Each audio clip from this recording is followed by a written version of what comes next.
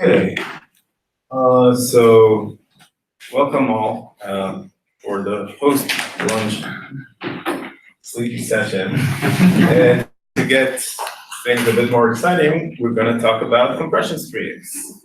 So Adam. Okay, compression streams. Right, why would we want client-side compression?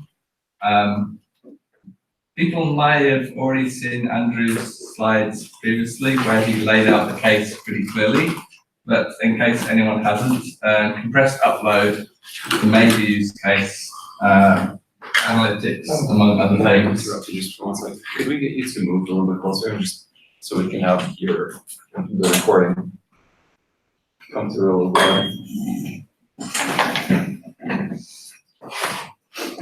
Okay, perfect. Amazing team. Thank you.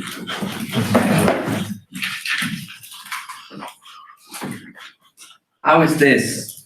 Much better.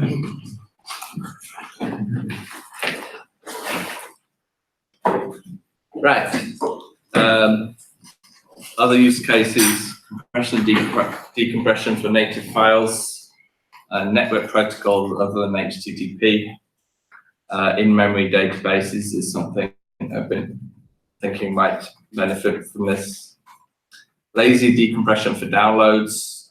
Normally downloads are decompressed by HTTP, but you might actually want to get the compressed input and decompress it later when you actually need it, saving memory. And things we haven't thought of yet.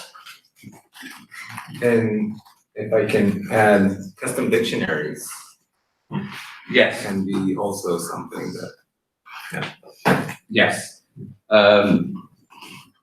Complication with custom dictionaries, you have to actually download the dictionary. So this is why you need like application specific custom dictionary, like Right. Yeah. Yeah. So why build it to the client? People are already shipping their own compression libraries, but makes the app bigger. The built-in implementations are faster, and in many cases we already have the codec linked into the binary, so we're just duplicating the same thing. To chime in here, at Facebook we compiled a Zulu implementation down to WASM and then compared it with a native streams-based implementation, and the native implementation was 20% faster, ignoring the overhead of like the download, the compilation, the instantiation. So including that or excluding that, just raw throughput. But did you do measurements on including that and how it performed? No, but I can imagine like that's highly variable in network conditions. Right, but that does matter. It'll just be worse, right? yeah, it will be significantly worse. I mean.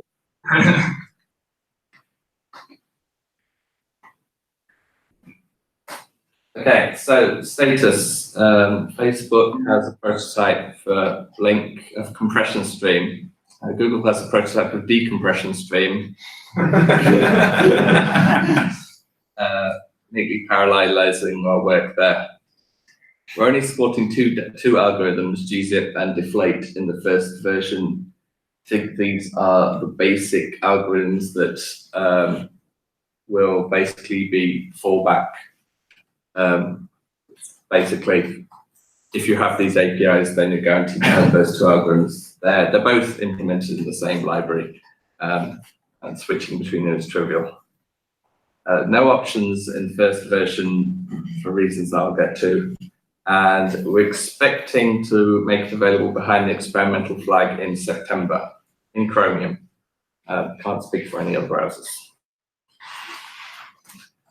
Here's an example of doing compression. The compression stream part is the part I've highlighted in green.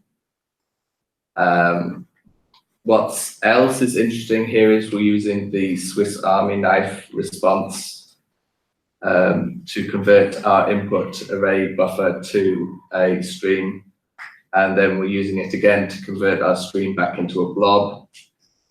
the extra conversion to blob will go away when we implement streaming upload, which hopefully we're just about to get enough interest to actually put on the roadmap. So any questions about that piece of JavaScript? I have a question about the previous slide, actually. What about, like, so I know that Facebook are also interested in, I don't remember, Andrew, your compression thing, what's it called? I forgot. We used Snappy in the past. Yeah, no, but standard, Z standard? Z standard. Yes. So Facebook are interested in Z standard. There's Broadly, which is a thing. Why limited to GZIP? That is for the first version. Okay. So the reason more generally for limiting the first version is these other codecs are more difficult decisions involved in whether to support them or not. The cost benefit analysis. In terms of keeping around static dictionaries? In terms of having the extra cost in the binary of linking them in, basically. Well, like probably we already have. Yeah, but for decompression, not for compression. Exactly. The compression dictionary is an extra 140 kilobytes. I think, was it you was telling me that for Broadly you can actually do it without the compression dictionary, but then you don't. I don't think that version is checked in anywhere. All right. But then you don't get the benefit of the compression dictionary. Yeah. So probably if we're going to support Broadly, we're going to bring that extra 148 kilobytes into the binary. Potentially, I think there is also value in supporting Broadly, like just decompression. So how are people going to feel about, algorithms that are only available for decompression? I mean, maybe that's okay. I think there are valid use cases. I think the main use for Broadly compression is analytics vendors. I don't know if Nick, do you have feelings about that? Would you turn on Broadly 11 on users for the extra 20%? Probably not. Want to be as lightweight as possible. It's like LZ4. Sorry, what's up? Like LZ4 for compressed. Is that like mid-range? It's low. Yeah.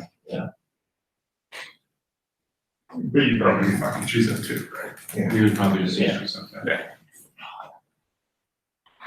Okay, anyway, sorry. Right. Yeah. So anyone else have comments on this? I had one thing around, you're supporting deflate. Are you supporting deflate in var format or in the zeta format? Haven't got a good answer for that.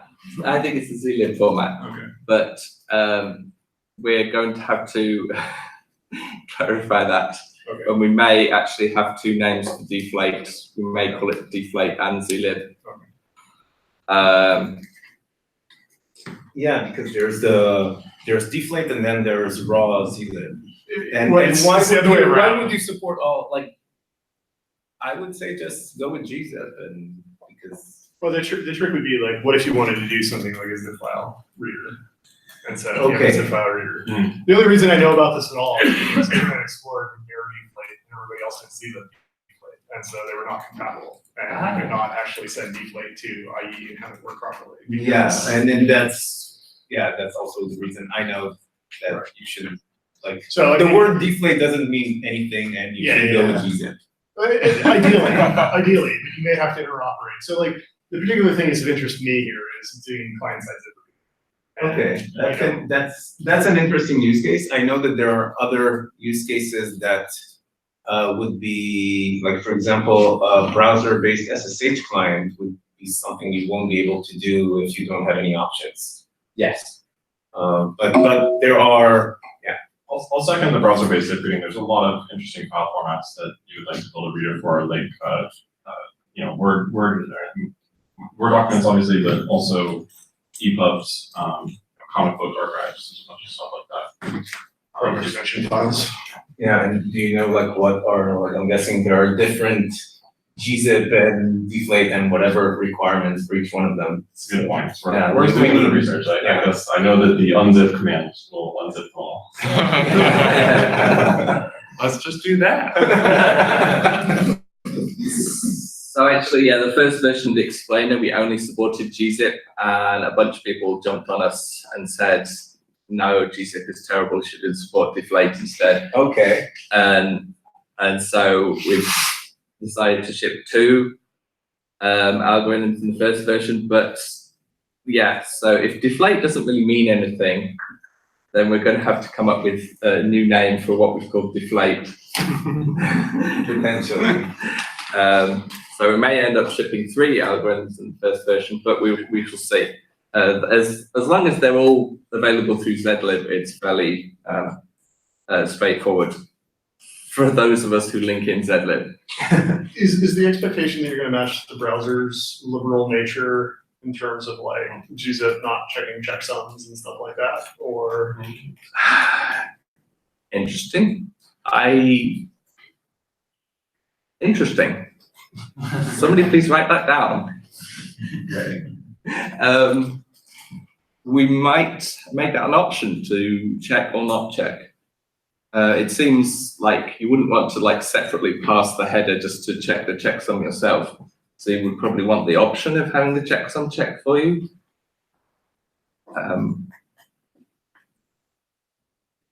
Yes. Anyone want the next slide? Okay. This is decompression. I've made this a very simple case, just assuming you have a compressed stream already. You just pipe it through a decompression stream. Deflate, we have to decide what deflate means, but yes, that should be. Okay, so the first version of the API is intentionally very simple. So I thought we'd probably spend most of the time talking about how we extend it. Although it does sound like there'll be a good amount of specification work to nail down like what parameters to zlib your set. So yeah, essentially the defaults, whatever that means. Yeah, I think it's worthwhile to outline all the use cases, including zlib reader and SSH and EPUB or whatnot, and then see which of them are supported or not, and like what's the complexity cost of each one of them, and then versus importance, and figure out what should be the initial default. Right. So here's an example of what I expect to look like with options. So I left a question mark for level because that's the next slide. Window bits 10 means 1024 bytes, and with a gzip file you can specify headers. So that's an option. Do we have an API which you get the list of supported format? Yes. Not yet, but I mean, it's people are very good at predicting what slides are coming up. Could probably have just had one slide and Compression. Another option you would want here, which is, yeah, if we're being gzip specific, then you also, like for gzip, you want a flush option, like a flush strategy. you mean flush at the end of every chunk or flush right at the end? Yeah, or accumulate until you have good enough. But like there are various strategies that the format defines, and not everyone can. Like going back to the SSH client example, SSH requires a specific flush strategy that, for example, the gzip library for Java hasn't supported, so it was impossible to implement SSH in Java for the longest while unless you retweaked the binary or like did a bunch of weird stuff. So basically, the idea is the options will support pretty much everything that makes sense. So this is not supposed to be an exhaustive list of the options that will be supported. And in particular for flushing, there's already a issue open on the GitHub repository for the explainer about adding flushing options. I think that's more important for deflate though. I assume It's the same, so the main difference between gzip and deflate and raw zlib is just the header and how you read that, and the rest of the algorithm, like internally, it's all the Right. same. yes. So Where is this repo located? It's Pardon? not- Where is this repository located? It's not. Oh, if you just search for compressed stream, all as one word, and then explainer. or yeah, maybe you can Can somebody link it to the pause? documents later, or I'll do Right, that. link it to Yeah, the I'll do document that afterwards. Yeah. It's on GitHub under my GitHub. So github.com/rysay. Yeah. Well, I don't think it's got pinned, it. so that will take longer, but Got it. I'll add Okay. it to the doc. so yeah, here's discussion of level. So zlib has levels 1 to 9, but those are zlib. They have a meaning in zlib. They don't necessarily have a meaning in any other library. So it's a question of how do we specify level. So my least worst idea at the moment is to specify it as fast, medium, or high, and basically only offer 3 options. But an alternative would be to specify it in loosely and say like 1 to 9 and behave like these zlib levels. Another option is to specify the implementations very closely to say, okay, 1 means you should produce this precisely this byte output for this input and nothing else. Personally, I don't want to restrict implementations to either be zlib or to emulate zlib, but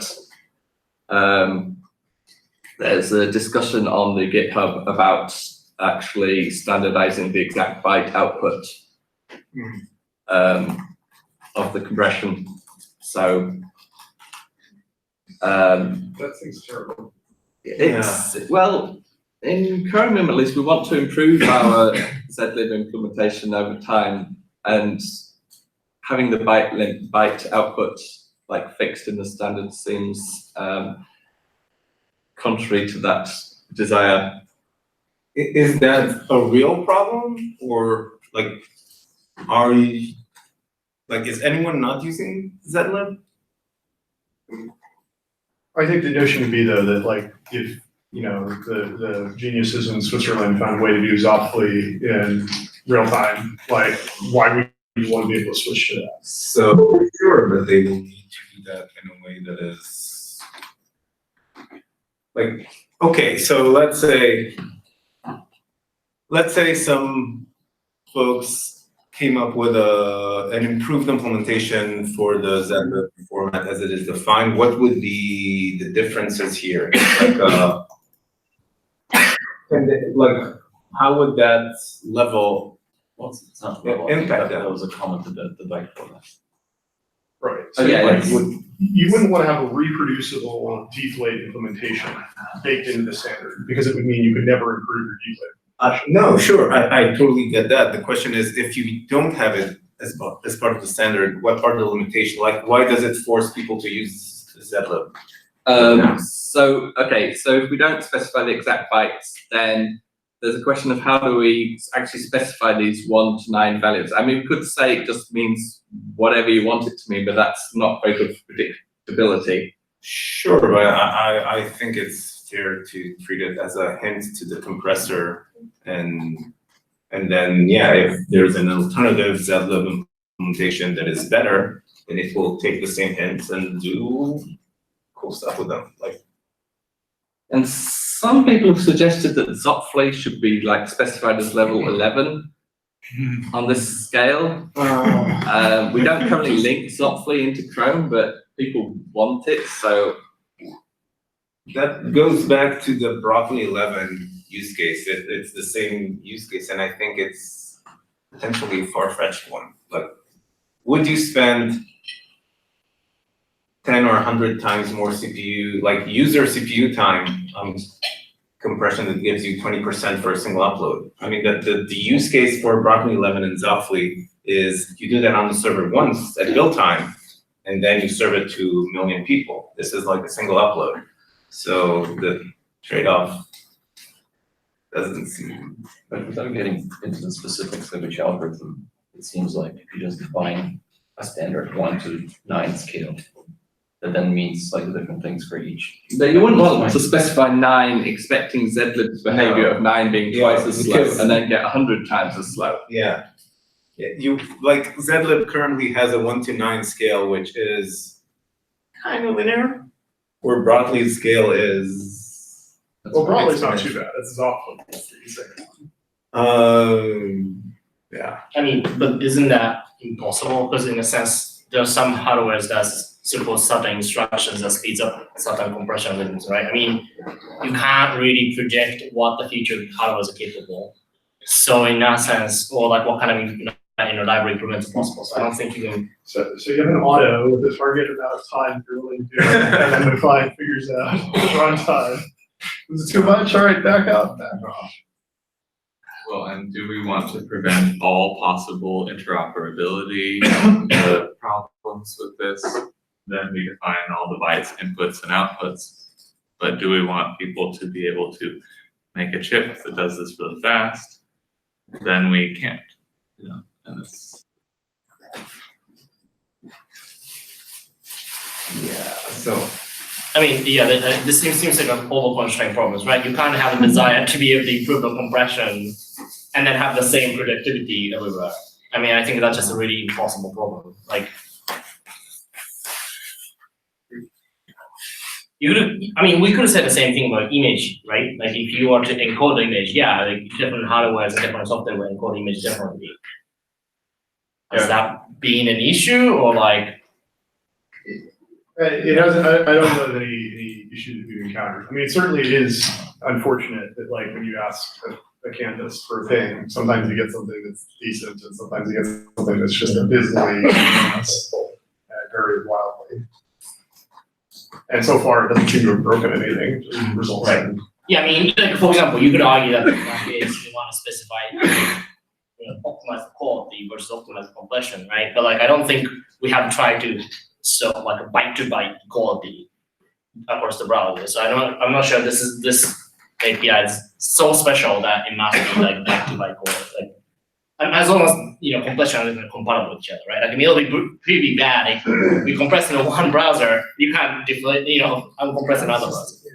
That's what I was gonna ask, like, does the precision of defining the byte output for a particular input matter in terms of cross-browser compatibility? Like if I give a value of 1 to Firefox and you give a value of 1 to Chrome, does the potential receiving end of that compressor need to? Generally, the decompressor doesn't care.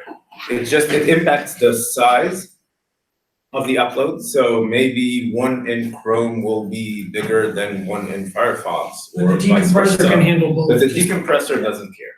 Okay, let me just second, Ryosuke's case point and also continue the analogy with images like in MS, like we got for the ping outputs to blob and to data URL. We haven't, we don't specify the decompression algorithms for turning a network ping or JPEG into pixels on the screen, and that's fine. Like there's good enough standards for those formats that like we allow the implementations to evolve. Another just specifically on this slide, for Canvas, I think to data URL, there's a optional parameter that I think goes from 0 to 1. And like implementations just like interpret that however they want. So that if it's a goal to allow people to like specifically tune zlib parameters, then that wouldn't work. But if the goal is just like to give the page some heuristic control over compression level, then we could try and use that precedent. Yeah, I think it's an entirely different discussion. We're talking about lossy compression, right? Then like, difference and that starts matter. But I think because this is the lossless compression, I think it's probably matters less. But Yeah, but as long as the decompressor can deal with it. Yeah, exactly. That's. Well, Yeah, the so loss- this is why zlib is a well-defined established standard. And Well, it's a well-defined thing, but I'm not sure if I would call it standard. it's, isn't it? Wait. I mean, to the point, like, if almost everything is using it, then it becomes in some respects a standard. But to the earlier point, there is that CPU time question of like, if somebody wanted to add a softly equivalent level at level 9, like, it would be unfortunate if web applications were suddenly unusable because they were churning through several minutes of CPU to upload your data. Yeah, so I would maybe gate that use case if it's indeed necessary behind some other, like, Yeah. beyond the levels, I'm going to do something crazy kind of. Yeah, and similarly, like, that's the other thing, there are other potentially incompatible things like window size, like you can specify a window size that would not be compatible with all decompressors. And so ordinarily you would say, well, just take that off the table, but maybe there's some file format for which that is valid. Yeah. And so there's a zip format where you can have a window size of whatever it is. Actually, no, I think it's fine, because at the decompressor side, you can just specify a window size for 15 and you'll be able to decompress any valid input at all. But the Yeah, but the application may not be compressor compatible. And I think isn't CLab limited to 32 I think page so. window size? Yeah, I think so. So that's the limitation of the format. The point though is there are variance scenarios that have different limits beyond. So for instance, deflate as used in the zip file format, if I recall correctly, has the ability to use a window size that is larger than the window size that is available to gzip as used in the web platform for downloads. And so as a consequence, like, you may want to not have that option on the table because you don't want to do a foot gun where you compress something at a level that some browser can't decompress it. But simultaneously, you want to have that option available because if you are interoperating with a zip file format, you'd like to be able to generate anything a legitimate zip compressor can compress. And so there's this question of like, how much do you guide the user toward a safe set of options versus taking options off the table if they're potential foot guns. Well, so if you're saying that there are cases where the decompressor may not be able to deal with some compressed content, that would be an issue, right? Because in an extreme case, you could imagine you would compress something on a browser and then send that to the server. The server sends the exact same compressed content to another client, and the client won't be able to decompress it. Depending on what the client is, right? Like, if we are using our use cases that are beyond the browser itself. And so zip files being an example, where zip file supports deflate 64, which has the larger window size, but browsers don't support deflate 64. Should this API be able to generate deflate 64 content by default by tweaking window size? Or should there be something that guides So the as a user away from- compressor, not as a compressor, yeah, as a compressor. Well, if that's possible, that almost doesn't matter whether that's capable in the browser, because in a sense you can store that information for some other browser to consume it. Like, you're gonna break it anyway, right? So seems like this is a generic problem. Yes, I mean, you certainly can always generate something that somebody can't decompress, insofar as you could do deflate and give it something that only accepts gzip. But the question is to what extent the API should guide people toward what browsers have standardized as their acceptable range of behaviors.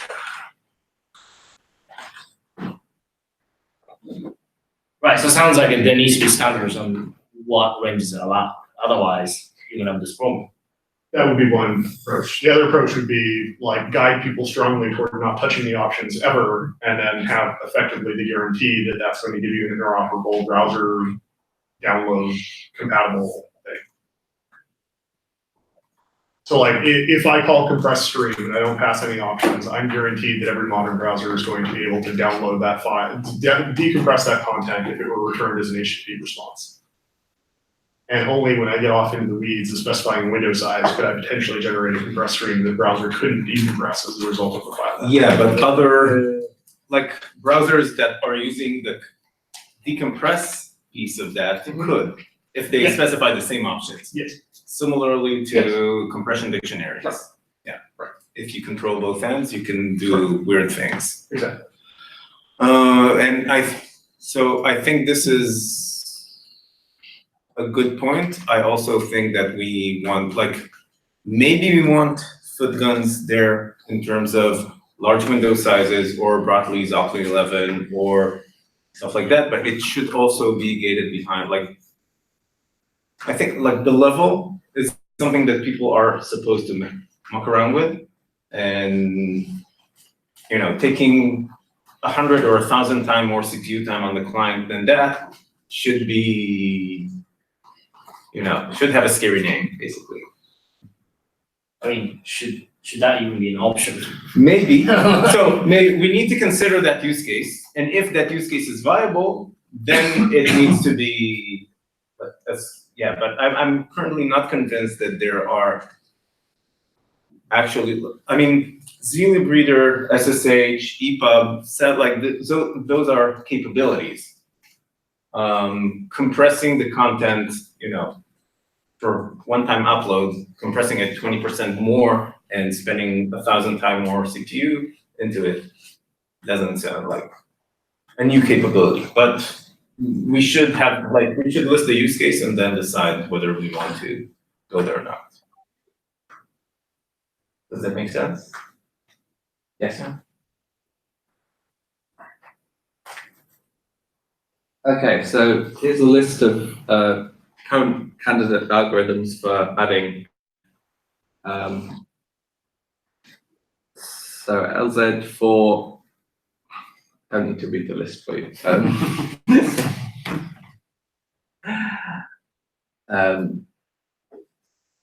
the interesting ones from my point of view are Snappy, which is already compiled into Chrome and Firefox, which kind of makes the cost, kind of changes the cost benefit calculation a bit.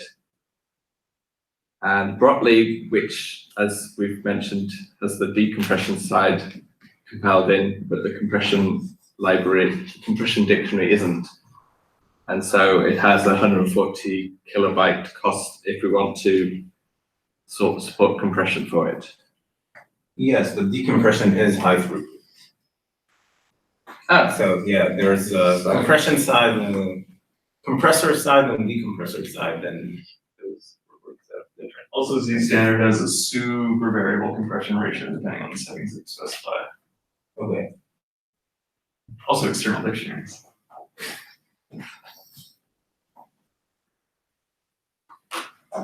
Right.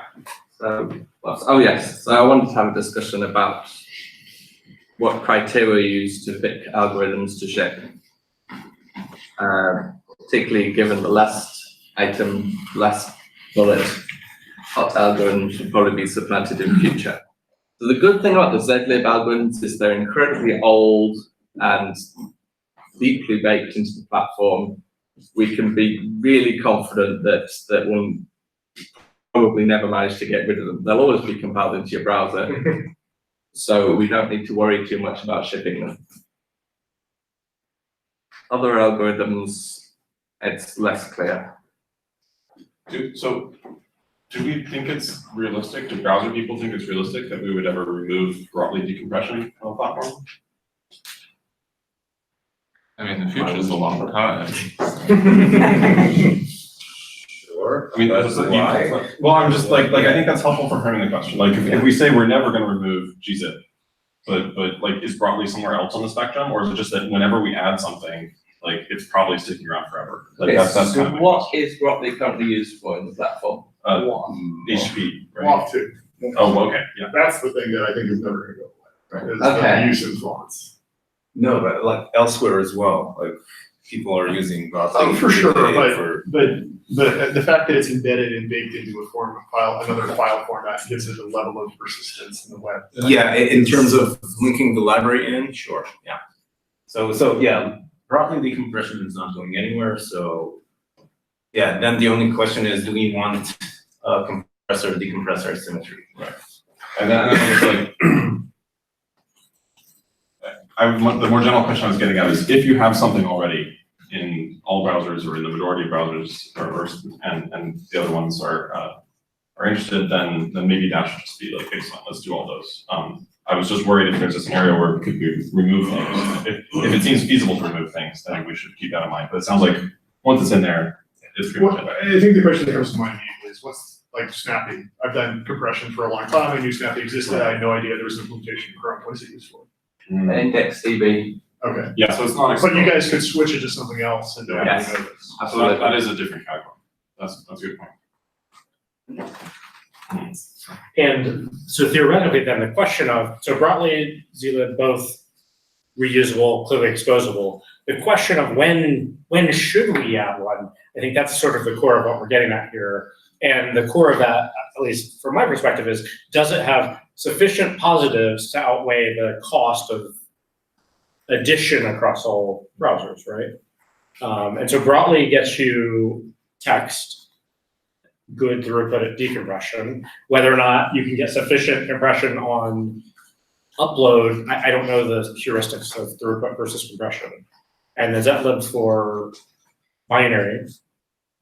And so the core question, if I understand correctly, is we're considering, are the others going to give us sufficient extra, or? I think it's maybe a thing that will actually do origin trials of individual algorithms to work out whether people actually get enough benefit from them to justify shipping them. Obviously, that means temporarily shipping them, but being an origin trial, we can rip them out again.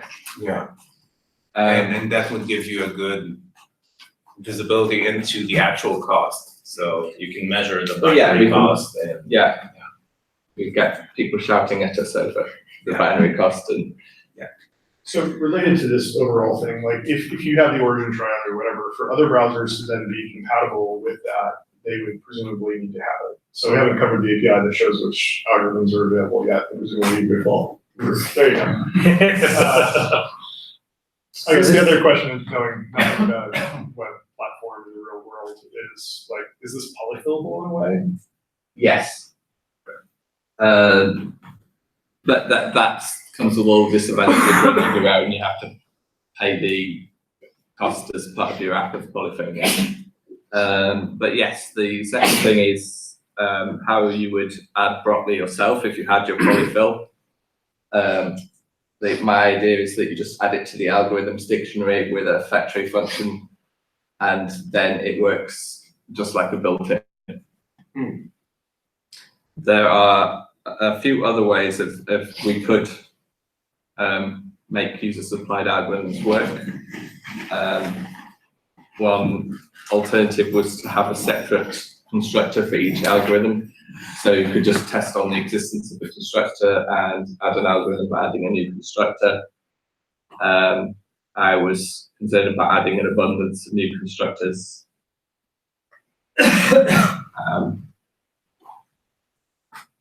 Another option is to have some kind of registration method or static function that you use to register an algorithm. But then I had concern about the scoping of that. Like if you register an algorithm, in what scope have you registered it? Have you registered it to the window object? Have you registered it to your origin? If you've registered it to your origin, what does it mean if you try to do it from a worker? Does that call back into the main thread? So this, to me, is the least unattractive option I've come up with. It's reasonable.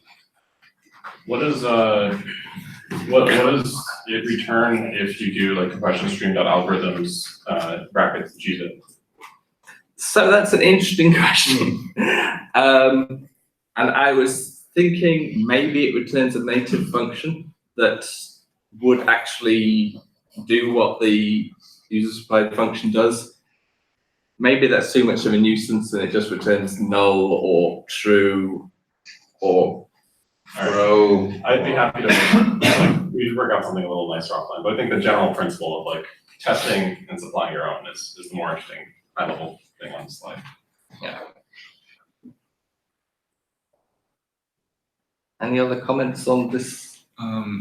This one and the previous one, we mentioned adding new compression algorithms. I think if we do this at all, we should establish some very conservative criteria for when we would add a new compression algorithm. And it must be a lot stricter than, Chrome tried it on a few websites and found some marginal benefits on a few websites. I think it should be strict, like it's already baked into common formats that are used elsewhere on the web.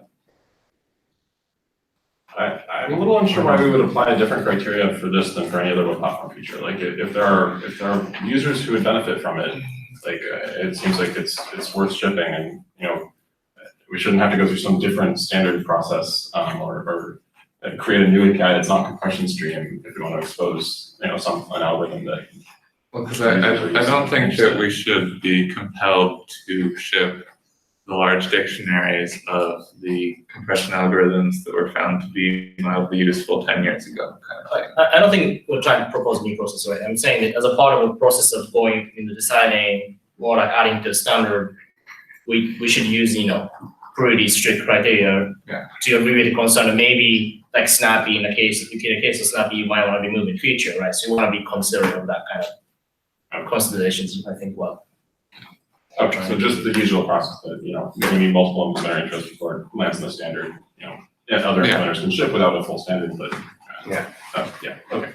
And I think it would be good to use the intent ship process for new algorithms. But I think even just within Chrome, we're going to get pushback anytime we add a new algorithm, just because it's of the binary size increase. So that's going to be one limiting function that will stop us going crazy and throwing in new algorithms. And it's supporting it forever, right? Because Exactly. we're all throwing this data in It's- XDB, and it's gonna blow up your client if you never take it out. But Yeah. someone doing the right thing is never going to use it in Firefox, because they're gonna check, is foobar function available? No, okay, I'll just use it. It's, you know, it's fixing security bugs 10 years down the road that keeps you awake at night. But adding a new compression algorithm is definitely something that will be web exposed, so. Yeah. I mean, also, as much as we say that people should be doing the feature detection, it's a thing that the website's just like, if prompt, just use this. So.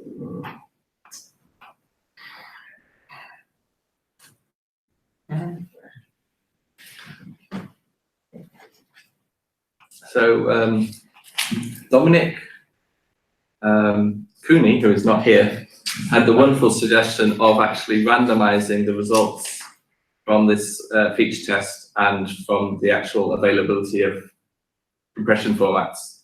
So we only make Broccoli available 50% of the time. So greasing the API. Yeah, so we basically force everyone to have a working fallback because So I'm all for grease, but I think grease and feature detection will just cause people to use less feature detection. Then, but yeah, I don't know. This is anyway not a problem that's specific to this particular API. I mean, it's a problem that's relevant for all feature detection related things, is everything. I think the difference is for this API, we might be able to have like, we might be able to work out some kind of criteria of how we think about the cost benefit analysis, but maybe not. Yeah. This specific algorithm, though, because they are polyfillable, even though heavyweight is a clean polyfill. Big, but clean. Yes. Yeah, I thought I had while we're talking about that is if you make the factory function accept a promise for a factory function, then we could just be like, make it do a module import and then just encourages people to do the right thing. Oh, right. Also, in terms of worker availability, I'm guessing, you know, like you're planning. Yeah, I'm planning on exposing it. I don't see why we wouldn't. So that's all the slides I have. Anyone have any concerns? I think it would be good if there was like a list of like things you want to do, but it'll be good to have like a very concrete like scenario of why, when each API is used and how it's like they're using. Like, you know, clearly some websites already shipping WebAssembly version of these algorithms, right? It'll be really good to have some sort of why they're doing that. That's a concrete, Yes. example. So I don't know enough about how people build websites and what they do. So in the decompression case, like what is the actual consumption? Like if I'm consuming a decompressed stream, like what do I do? Like I create the stream and then what do I do? Just Oh, right, so that's, I should have made a longer example, shouldn't I? The easiest way is to use the Swiss Army knife response constructor to turn it into something else. No, don't do that. It's the easiest way. If you want to bypass the whole streaming thing and put everything in memory, then Okay. you can do that. Yeah. So that's sort of tangential to the actual thing that I didn't really ask. You get a bunch of points. Right. So there's all these like, zip bomb type attacks where you give Yeah, tiny inputs, you get enormous outputs. Those So are really it's- interesting, and we're actually we're looking at making some additions to the stream standard so that we can actually handle those in an intelligent way. Currently, actually, if you've got untrusted input, your best option is to split it into 1K chunks so that the largest expansion will be like 1 megabyte, and then with zip. With that, isn't it? But as soon as you get to throttling, it gets With- much bigger. Yeah, so we're gonna fix this in the stream standard by providing a feedback mechanism that allows the transformer to actually A, know when there's nobody reading the data yet, and B, know when they start reading again, so we can start producing more output again. So Yeah, but if your individual chunk is, I don't know, gazillion megabytes, what do you do? Like in terms of memory consumption of the renderer, is there a way for this API to just say, nope, you're not getting anything because I killed it after I decompressed a few bytes, realized that this is a zip bomb, and I killed it? I don't think that's necessary, because if we don't know whether you're intentionally like exploding, providing very high Intentionally compression opening a zip files, bomb? intentionally opening a zip bomb or not. So we don't make one, I don't want to make that judgment for them in the platform. I mean, we could add an option, say, like throw if the compression ratio is over 100 or something, but that seems extreme. So the aim is to make it like work intelligent. So if you're reading the output in a streaming fashion, then hopefully you know what you're doing. If you are using the response constructor as a Swiss Army knife, then yeah, you will run out of memory. But that's equivalent to saying, yeah, I want to load the whole output into memory anyway. I mean, if it fails cleanly, that's fine, right? Like if I just get an out of memory exception when I call the to response or whatever, that seems reasonable. It's just the case of the very slow, very weird failure that seems problematic. Yeah, I mean, certainly if you just pipe into a response constructor and then try to read it as an array buffer, you'll get a very clean out of memory crash. Well, I mean, is it gonna kill your renderer, or is it just is that API gonna throw? It's going to kill your renderer.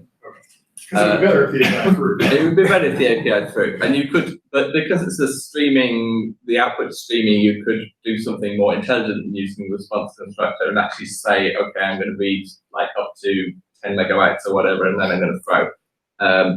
It's only if you actually want to not care. If you just want to read everything into memory and not care, then you get an out of memory error. But that's kind of what you asked for. Yeah, and it's true that you shouldn't, like, in terms of usage, you shouldn't decompress random stuff. It's better not to decompress untrusted input because it might be a zip bomb, basically. Yeah, so you should do some sort of, like, if you let users compress, upload, and then other users download and decompress, you want to do some sort of side validation for that, or I don't know, but yeah, it seems like. I mean, ultimately, this will be used on untrustworthy content. Yeah. It's just the nature of the game. How does this not apply to just downloading like uncompressed data via stream? It doesn't. I mean, you can do this too, but eventually the network stack is gonna say, no. Right. Yeah, but it can theoretically, like, you can also create an HTML zip bomb and then the browser, like, I don't know, what does the I mean, generally, it's gonna run until you hit out of memory, and that's okay. Yes. So. I mean, as long as out of memory is the worst thing Say. possible, then that's okay. But it would also be nice if there were easy ways for the consumer to handle that. I mean, arguably, the bigger ecosystem question is, will everybody allow compressed uploads via this mechanism because they're worried that you're gonna blow up their servers? Right. Because the server-side one is the more interesting one. If I could DOS your server because your server-side implementation was insufficiently paranoid about the decompression risk, then that's a separate concern. Part of the reason why uploads are not compressed today. Interesting. But yeah, if your server is weak that way, then it's going to be subject to people injecting bad data into it anyway. So yeah, either don't support compressed uploads, or make your server robust. Is I think the. I mean, generally speaking, people use streaming style programming on the server. In my experience, hopefully, and so you shouldn't have. I mean, they basically stream something to disk. Hopefully, they'll stream the compressed version to disk and not try to decompress it and fill up their hard disks. So, yeah, so there's quite a few ways to get it wrong. Many web frameworks don't provide good primitives for compression, which is why they actually currently have it off. And so this is still, but it's fine. That's mine. Yeah. It sounds like we should prioritize supporting out of memory recording. I mean, with my stream standard editor hat on, we want everyone to use streaming anyway. And if you're streaming, at least with what WD streams, you get back pressure, and you generally, unless you do something particularly stupid, everything just works and you don't run out of memory. But yeah, if you don't use what WD streams, particularly if you use some streaming primitive that doesn't support back pressure, then you're on your own. Yeah. Anyway, it seems like a problem you can, like, if this becomes a huge issue, you can probably handle it by having, the implementation take some extreme measures at that point. Shall we move on then, or? Yep, I think so. Thanks, Tom. Thank you. So next on the agenda is JavaScript self-profiling. Yeah, so there's going to be something else called WebPerfWG, which will support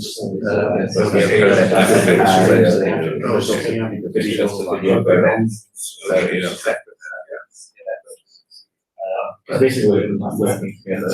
In worst case, we can maybe stuff codec name and then options. up until because the default implementation keep free for people have a tendency to make. So yeah, this API is solely for like binary data and binary data. Yeah, I think that's the focus. Yeah. Standards by definition. And yeah, this is explicit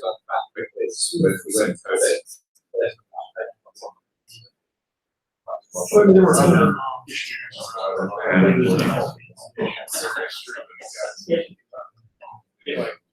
How long? Year. Oh, really? Yeah, exactly. No. So, yeah. This is basically the definition. Well, that's actually We might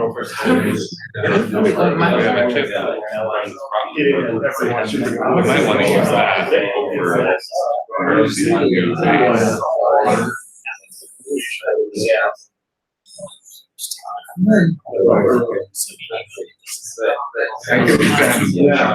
Yeah, but I'm not that familiar with. In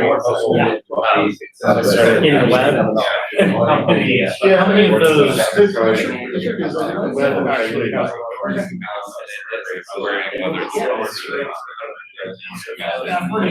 I highly and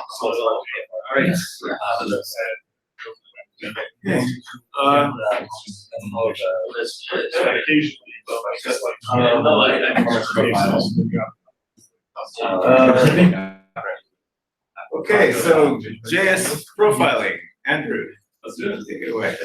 All right, so flashback to TPAC 2018. What is it? So it's sampling profiler for users JavaScript. Think of DevTools, web exposed, way safer. In theory.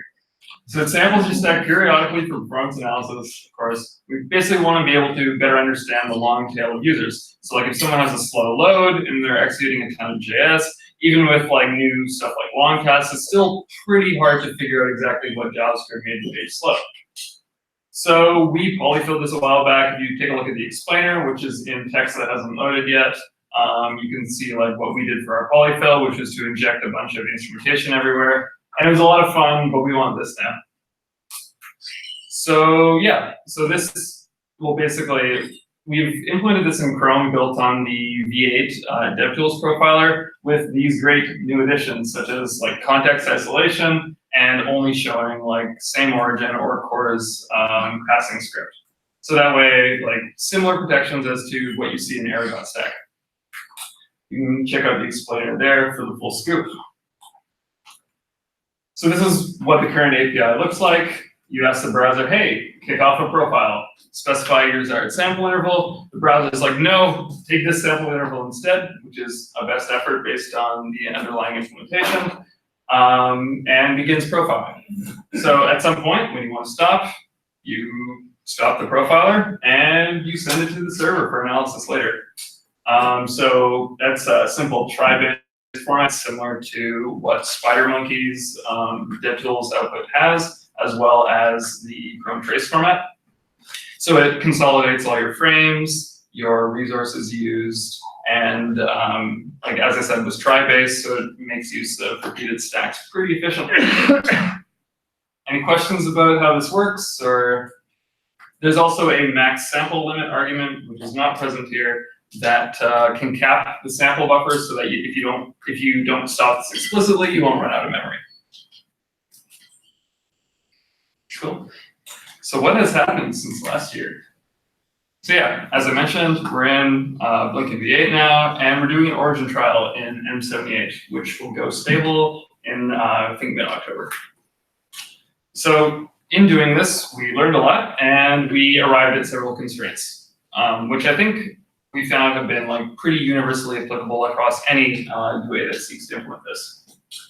One thing in particular was interesting is that on Windows, we're basically stuck with using low resolution timers unless we want to drastically increase the user's power usage.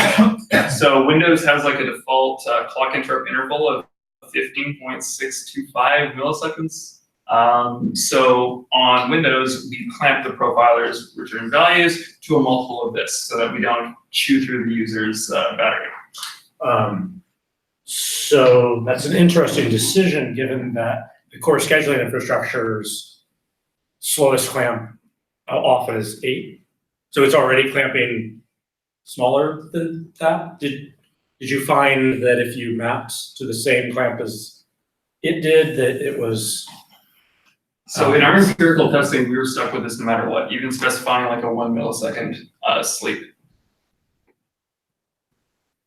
So leaving the default, you end up with 15.75. But if you were to use the same, the battery media team in the HTML platform did work to explicitly add code to have the core render or change its timer frequency. Yes. And if you map to that time, which would be, I think it's 8, not 16, did you still see the power drain? We didn't actually use higher resolution timers at all. This was mostly based on how Chrome does its current snapping inside the time layer. So it does actually specify a constant which it uses for all of its timers already, which was equal to this number. Okay. Media is an exception. It does activate that higher resolution timing mode, which like in the past was was too power consumptive for DevTools usage. Okay, Cool. Windows facts of the day.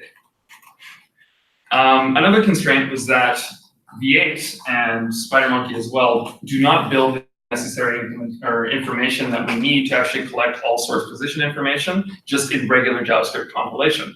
So what that meant in practice is when we actually wanted to fire up a profiler, we had to build a symbolication map, which was fairly expensive. We had to do a walk of the heap since we didn't keep track of this metadata elsewhere, and actually reconstruct the source position informations and make sure that we have our code map as well, so we can map stack pointers and program counters back to locations of the source.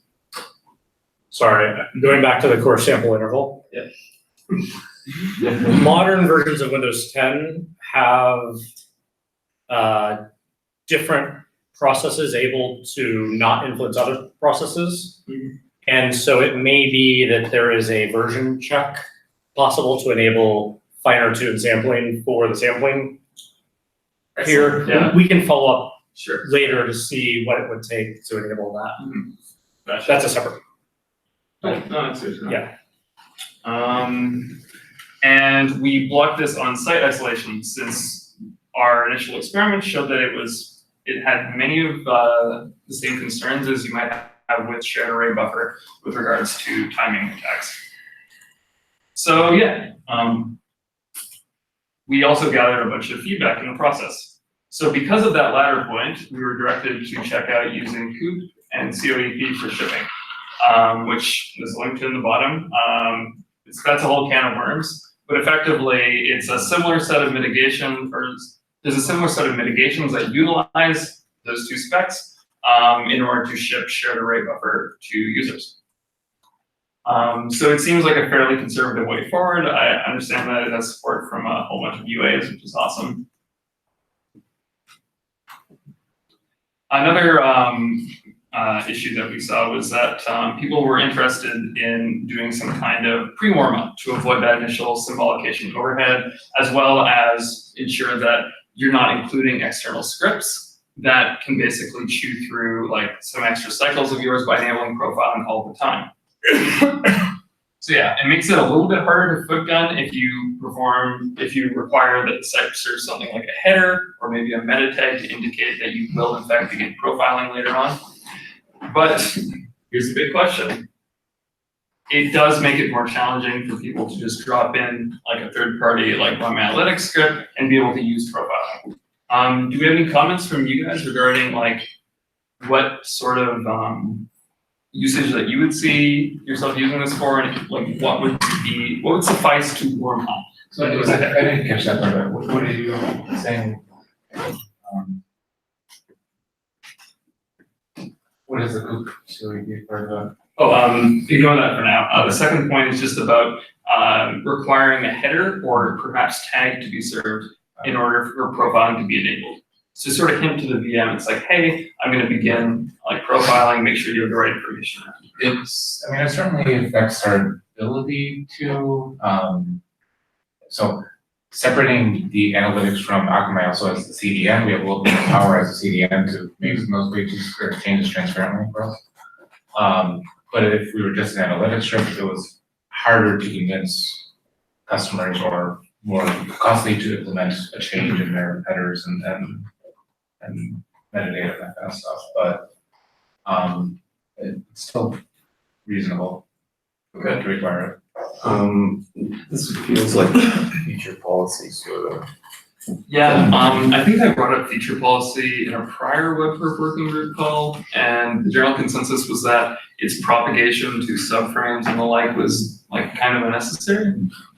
But maybe it's, Well, actually, yeah, there's. do you want your subframes to enable profiling, which would affect your page as well?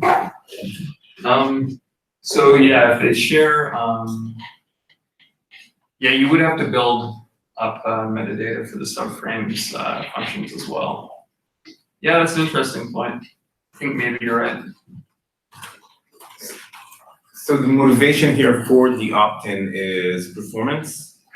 It's primarily performance, and There were also some concerns that like it would be too easy to enable this like in the wild just through a third-party script, and to make it more deliberate of an object. Okay. Do you have a sense for how much overhead it actually has? So at runtime, we saw around like 4 to 5% of cycles being spent inside of various, this was with a 10 millisecond sample rate, stack unwinding, and code map lookup. But that's likely to be highly implementation dependent. Other implementations might want to constrain their sample intervals as well if their stack unwinding is faster or slower. So they do get that dimension of freedom as well. It's possible to implement a sampling profile with a 1% overhead. Yes. At what interval? 1 millisecond. 1 millisecond. The Windows built-in sampling profile can achieve that. Now, because it's possible doesn't mean that, you know, when you pay for some, there's lots of reasons why, right? It pays for play at the end and does nothing at the beginning. And ensuring that Chakra, our previous JavaScript engine, could enable that, then required it to be built to allow that. So anyway, just wanted to get to point out that it is possible to have a sampling profiler with 1 millisecond and roughly 1% of Right. It's just tricky because you also can't really constrain engine architecture in a given way such that it always includes this metadata, especially because it's a performance memory trade-off as well. Cool. What else do we have here? So another thing that will be necessary in order to start writing a platform test for this is integrating like this with WebDriver so that we can actually have deterministic, non-flaky tests for this. We've already started writing up some tests, some like web tests, and we'd like to add this to WebDriver ASAP so we can start moving those over to web platform tests. Yeah, any questions about anything on this slide?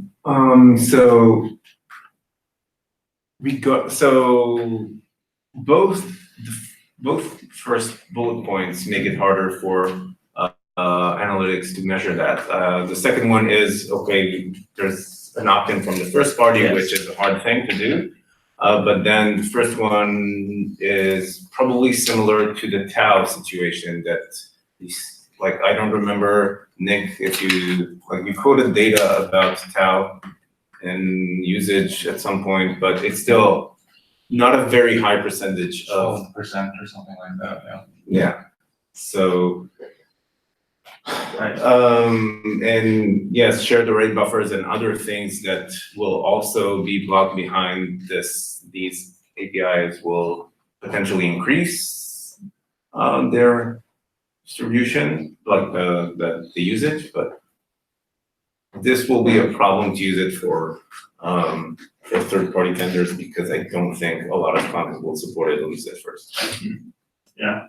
No, like ideally we would try to find a way around this. No, it's sort of I'm not saying you should, well, but yes. it will be an adoption problem.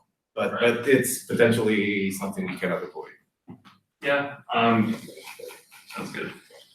For the most part, like it would be great to find a way to avoid leaking timing attack information because in theory, this should be less powerful than shared array buffer, given that like the user doesn't really get control over the samples received. So you have an extra possibility to perhaps like fuzz or like otherwise snap those sample timestamps. So that is worth exploring as well before. Okay. So quick question, concerning to use the software implementation or how to sample. So the sampling is done by the user agent. Either it's by software or hardware, are you considering to use a hardware? So it's done with a sampling intro. Sampling in hardware. It depends on the platform. So it's an Yeah, implementation it's detail. hardware, each hardware has its own. Then something interval granularity was small, the software implementation is huge. Correct. Yeah. Yeah, so that's part of the reason why the user agent may actually return a different clamped sample interval. So whatever like native clock interrupt is provided by the platform, we can provide that. depends on the implementation. If we use a hardware PMS, there is no overhead, so that's no problem. But if we implement the software, right, so there are 5 milliseconds less, 1 millisecond interval, so huge software overhead, like it means. Yeah, that how to accommodate the difference depends on the implementation from here to here. So, you know. We found that traces are very useful even with much higher sample intervals, and the current implementation checked into V8 and Blink currently is fairly conservative with the amount of CPU time that it uses, such that it'll align to the next sampling interrupt or clock interrupt rather than like busy wait for the interrupt to complete. For the explicit purpose of reducing power usage and CPU usage. So I know a couple of software implementations has, these kind of portable device that that's what we need to invest. If you can call the hardware subclass, that's PMS, performance monitoring. Yes. That's zero overhead, so yeah, huge difference. Depending on. It does depend on the condition. Yeah. In our testing, like it's just either quasi sleep or setting a timer interrupt. Yeah. So you're going to. Yeah, the question about what you get, what's the result actually? Do you just get JavaScript framed, or do you get also, rendering information? And also my second question is, in JavaScript, do you get the name of the function? And if you have an extension, would you be able to see that code as well? So if the extension marks itself as being like CORS compliant and like passes a CORS check, then it would. Otherwise, no. Effectively, anything that won't show up in error.stack won't show up in profile. I see. Yes. There's no renderer internals exposed other than the top level like DOM callbacks. So if you call into like get bounding client rect, you'll see that. You won't see any native frames or anything like that. I'm also happy to dive into what the trace format looks like. It's loosely inspired by the Chrome tracing format. We also wanted to talk about long task Yes. attribution in that context, so maybe. Perfect. Yeah, I've got a slide for this one.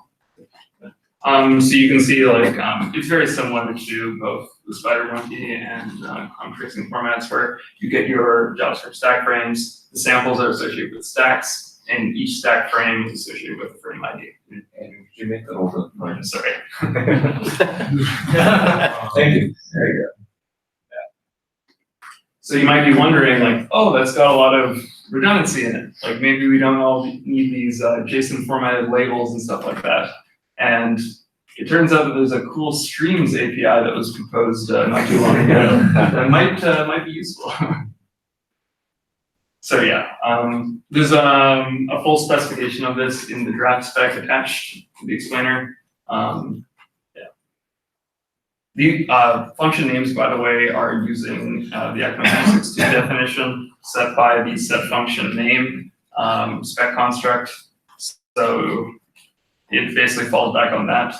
I presume that most users of this will use a source mapping infrastructure. Like in our testing on Facebook.com, we've already got our infrastructure set up to ingest these traces. Yeah, it works. Yeah. How would it be with providing information in terms of sites, bytes? Right, so it depends on your sample interval. It depends on how much unique script is present on the page. It could be either very cheap or have a fair amount of redundancy. Ultimately, I think we saw like fairly, I think it was around like somewhere between the range of, I want to say like 500 to 700 kilobytes per second of sampling. It's been a while since we measured last. That was on like a page load, which has lots of unique JavaScript. It's likely to be less for idle traces, and even less when compressed. I believe the compression ratio we saw was like 0.25.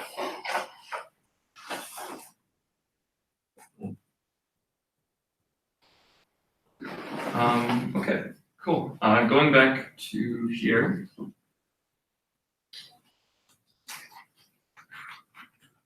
So, all right, next steps. So yeah, we're super interested in collecting more data for the origin trial, particularly like whether or not our base sample interval would be effective enough to actually diagnose issues, or if it was just too coarse.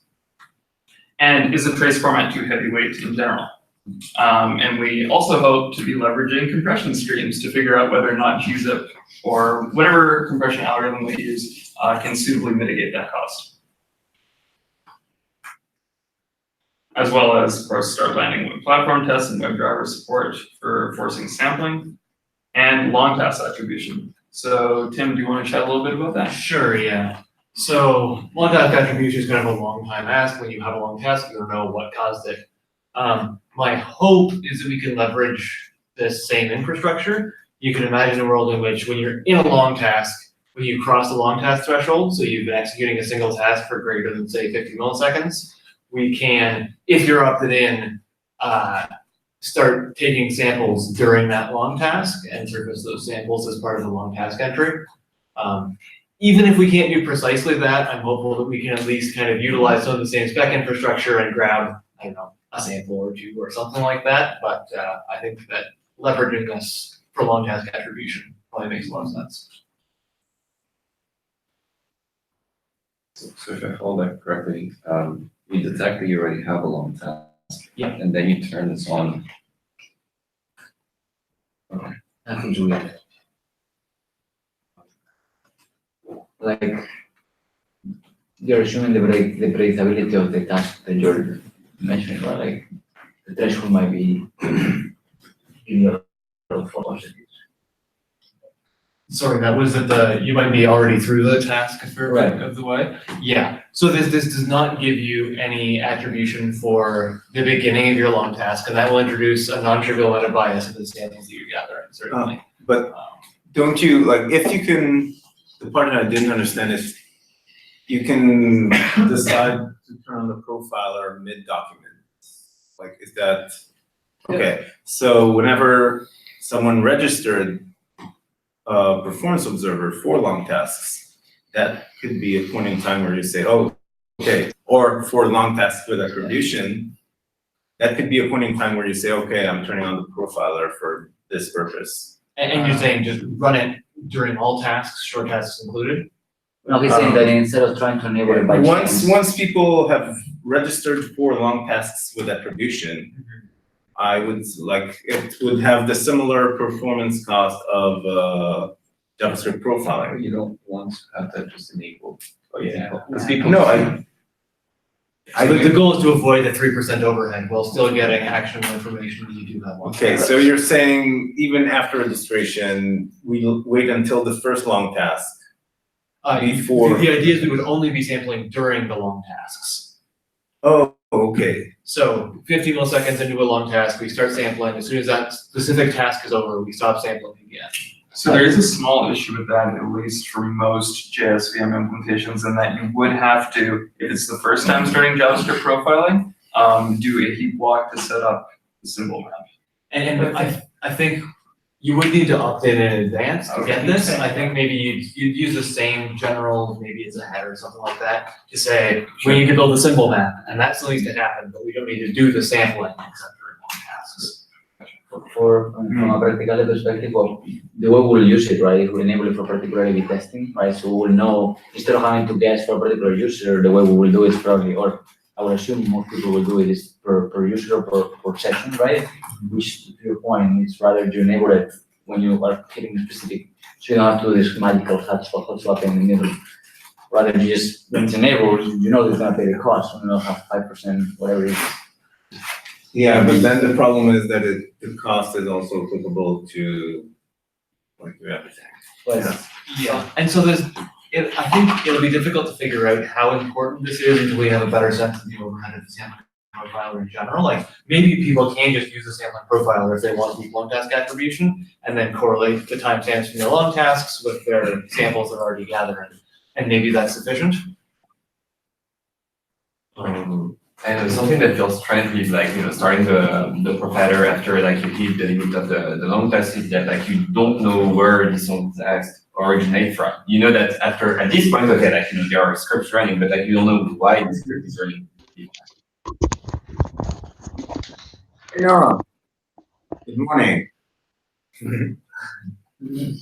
So I think we want to make sure we all have the goal of making it so that most users of the internet as a whole will not have this profiler on, right?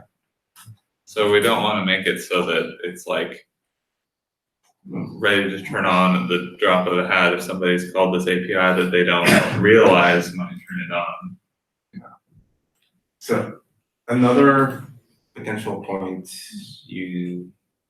maybe we need sampling for long task of distribution. I mean, this is not something that you would turn on for all your users. Maybe similar to reporting API, we want this to be a roll of the dice kind of thing.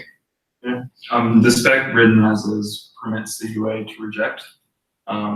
If like you have your own like defined like sampling behavior, it is not particularly precise regarding that, however. Yeah, but you could, as part of the spec, say, okay, I want this sampling to be done on 1% of. Oh yeah, if you're running the sampler from JavaScript, then you can do the sampling there. It's not. Right.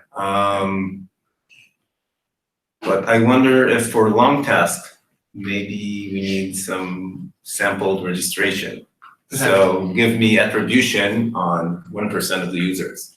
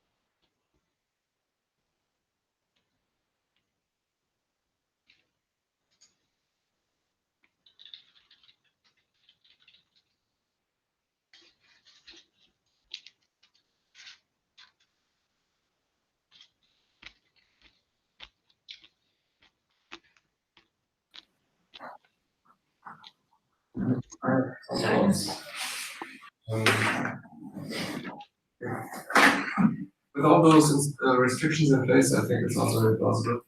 The other restriction, one of those two acronyms with the C's that those, so that you don't leak information across origins. Our existing profile format is already pretty similar. We do need to throw away JIT code and recompile it when we enable profiling. So we will also have this initial overhead of, I don't know, 100 milliseconds or more, depending on how much JavaScript you've already compiled. Sure, it's correct. Anyways, there will be a warm-up cost, but if that's expected, and if the website explicitly say, yes, I'm willing to made that overhead. That seems doable. But the only problems we would have is like making our profiler actually stable, because at the moment we still have crashes every now and then, and at the moment it's fine because it's only a developer tool and not in use for regular users. But if this becomes in use for regular users, we need to do some work to polish that up. But I don't see any fundamental problems with supporting this. Yeah. Just going back to the sampling thing, it can be relevant for the opt-in. Like if we have an explicit opt-in to basically tell the browser to kick off the profiling ahead of time, like before you actually initialize the profiler, then it might be good to also have sampling on that opt-in. Yeah. That sounds good. Clarifying question. You guys talk about what will be the mechanism by which you will enable that at the very level? Like the opt-in through header? Header seemed to be the consensus. I think that header and or meta tag seems reasonable. Does anyone feel strongly about that? So what I hear from various third-party providers is that meta tags are significantly easier for people to actually set up because they're dealing with developers and they don't necessarily have control over their headers. They do have control over HTML. But if the goal is to allow the origin only to change it, would that still allow JavaScript to add the meta header to enable it for itself? Not necessarily, but potentially. I don't know if this is. You would need some kind of pre-parse run, which would probably be UA specific to do meta tag from script. Yeah, the one risk I see is if websites start relying on the exact frame string format that they get in the profiles. So for example, let's say you have an anonymous JavaScript function, and then, for example, in Chrome you could just see anonymous, and in Firefox maybe you see something with a less than and a slash sign in it. That's what we do at the moment for saying this is an anonymous function that was created inside of a function with this name. Or maybe sometimes you would be missing DOM calls in one browser, but you would get them in others, and then you might have problems matching those profiles up. The latter seems particularly relevant. For the former, this does follow on ECMA 2.6.2 a lot for anonymous functions in particular, where it's just the empty string. I see. Yeah, so I don't know how this problem should be solved. Should the spec say do not rely on the exact string value of your function names, or are we just expecting websites to have different, let's say, data processing backends that take in different different browser profiles? So yeah, that's a good point. The part for the browser level callbacks is not specified to the exact string of, say, like performance.now is sort of left undefined. That is very worth investigating, see if a common ground could be decided on. But for JavaScript functions, it should be well defined since it just cites ECMA. Okay. Yeah. And WebKit folks, do you have opinions? I don't want to encourage the slowing down of the internet. And I don't want to make it so there's like people playing a game and sometimes it's slow and sometimes it's not, or having a mode to disable this. Well, then why isn't it just fast by default? And so right. I'm skeptical on that front. So I think that it's from like sort of a game theoretic perspective, it doesn't make sense for content authors to be very aggressive with profiling. People don't want their sites to be slow. Like at Facebook, if we could eliminate like that much percent of a slowdown, like we would for all users. But I understand your inconsistency argument. I guess it sort of depends whether you think that like the analyses uncovered by this profiler will outweigh the small cost on a small portion of users. That's true. Yeah. And, Just a clarifying note, there's sites like ours, we fully control our users. We have 10 million users, but we do have control over the 10 million, right? So for us, it will be really, really valuable to be able to target a specific person, because we do have the ability to do so, right? So, but I get your point, like from a B2C, like if you're targeting millions of users, then yes, it's a huge overhead, but for sites like ours, it will be really, really, really valuable. So putting on my web developer hat here, at Facebook, we don't serve users different like versions of instrument.js for the most part. So we effectively serve this extensive instrumentation, even though it might not be activated on, say, maybe like 1% of users. So using profiling would let us remove a lot of that instrumentation that everyone's getting anyway, and replace it with just like an on-demand like UA side overhead. right now, all we have is, you've mentioned that you fixed many bugs with your polyfill of it. And I think having some more information about what those bugs were and what the actual performance improvement of the fixes that was found, and how many of them, and how fast they were found and stuff like that, would be a lot more compelling than anything. That's one of the main goals of the origin trial as well, is we want to actually be able to come and like with actual like good like user stories out of this and show how like this is worth the overhead incurs for users. I second that request. Who's organizing the origin trial? So I'm proxying it through Nicholas and Tim. Okay. I sent an email out to Microsoft websites, and this particular feature got me. There's 20 websites that all are interested. I don't yet know how many of them are good origin trials. Do you guys have a web page or any? What's the mechanism? Because I can't be a middleman either.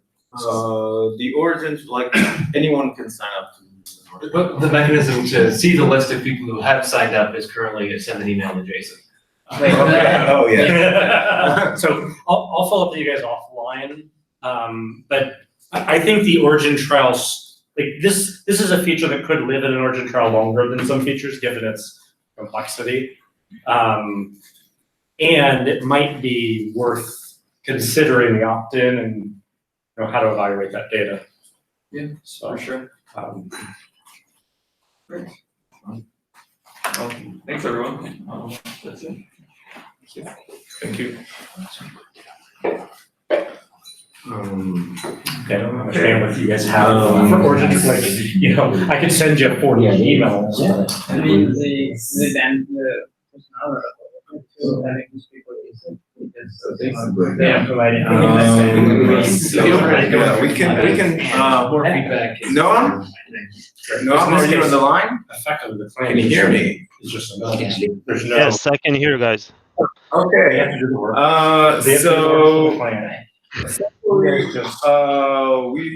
We scheduled the frame timing discussion for 4 p.m., which is 15 minutes from now. So we're considering. I think we will take a break now and re-adjourn here in like 20. So in 20 minutes, would that work for you? Yeah, I'm here. Okay. 3:30? 3:30. Okay. So let's do that. So because I have an actual thing, yeah. Word, Excel, all one. They're like, I haven't said it. So what